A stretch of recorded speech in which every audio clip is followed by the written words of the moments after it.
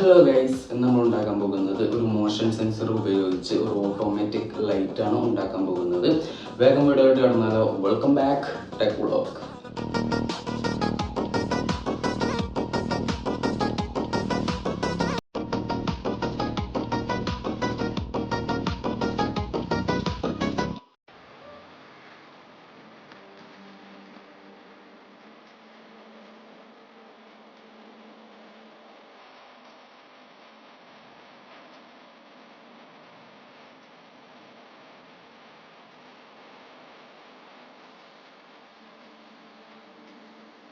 Okay, circuit ചെയ്യാനായിട്ട് കുറച്ച് കമ്പോണൻസിൻ്റെ ആവശ്യമുണ്ട്. ആദ്യമായി തന്നെ ഒരു മോഷൻ സെൻസറാണ്. രണ്ട് ടൈപ്പ് ഉണ്ട്. ഇതിൽ ഏത് വേണമെങ്കിലും നിങ്ങൾക്ക് യൂസ് ചെയ്യാം.